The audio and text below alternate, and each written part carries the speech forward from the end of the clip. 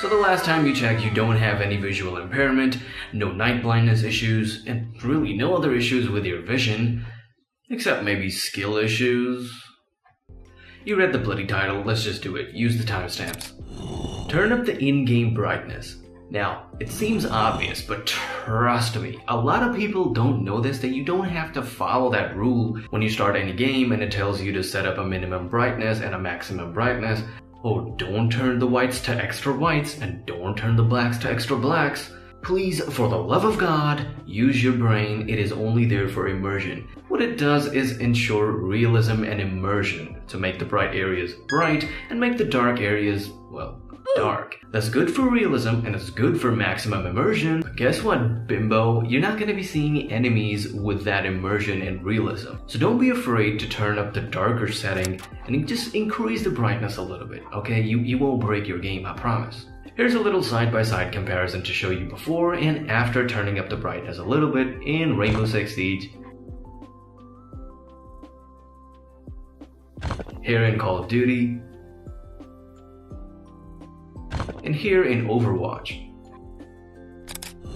2. Use your graphics driver's color settings. If you use your monitor's native brightness and contrast settings to bump up the brightness of your screen, your eyes may hurt, strain, or even start to dry up a little bit, which is not cool, and personally, I can't really stand bright screens, as I have very sensitive eyes. Here's a dark wallpaper on my phone with brightness on 10%, and here's one with brightness on 100%.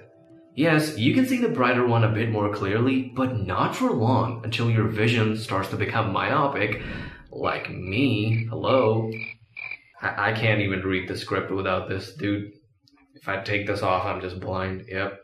So the workaround to using your monitor's brightness and contrast settings, just go to your graphic driver settings and choose the color and increase brightness, contrast, or gamma from there. If you use an NVIDIA GPU like I do, just come down to the taskbar, click on this little icon, and then on the NVIDIA settings icon, just right click and click NVIDIA control panel.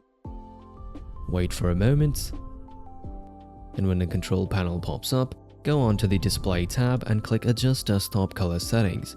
From here, you can increase or decrease the brightness, the contrast, and the gamma. Or don't. And when it comes to gamma, don't increase it way too much or you're gonna see washed out colors. If you see washed out colors, just turn it down a little bit. No need to go to the extremes in this one, because a little bit of difference in that slider can make a lot of difference in the visuals. For AMD users, open up Adrenaline software from down in the taskbar and do the same thing. Go to your color settings and just increase the brightness and contrast from there. Number 3, buy a gaming monitor.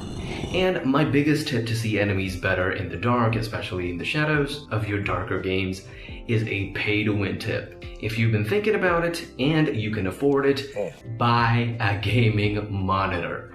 Oh my god! Wow! It makes a world of difference. It is a freaking game changer, especially if your vision issues are bigger than your skill issues.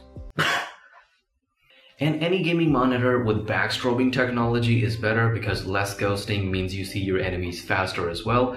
You can just research about it. It's a really common thing, ghosting. Use the UFO website to test how much ghosting you have on your monitor. Generally, the higher the refresh rate your monitor allows, the less ghosting you're gonna see. So make sure you get at least 144 Hz if you're just starting out.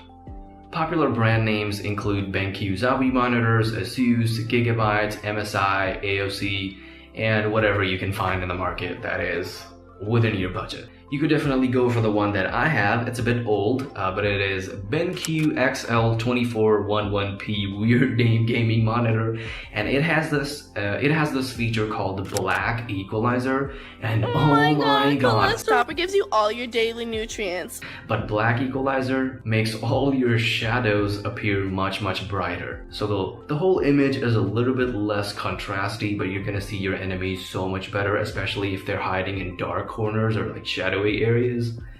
Whew, game changer. Here's a little before and after of zero black equalizer and black equalizer on maximum settings. I usually just keep it on 10 because I find like that's the perfect balance to not have washed out colors and not have a weird image. because I still want a little bit of immersion, but hey, if you want to see your enemies better, that's the way you gotta go.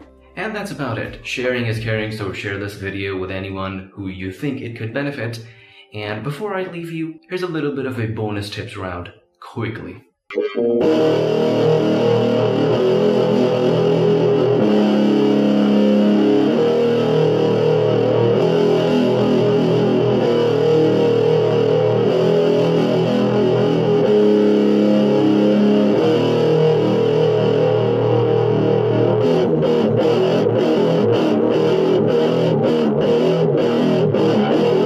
Map knowledge.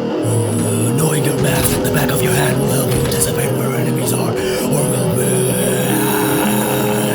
be. Game sense. The more you play against various types of players, the more you'll be able to anticipate enemies, which makes you look harder and helps you focus more. Playing passively. If you could stop walking in the open for every engagement, enemies might just shoot first and reveal their location, making it easier for you to spot them. So stop dying so much, you fucking pinball. Train your eyes. Train your eyes for movement by playing game trainers like Aim Labs. And the biggest tip of them all? Subscribe.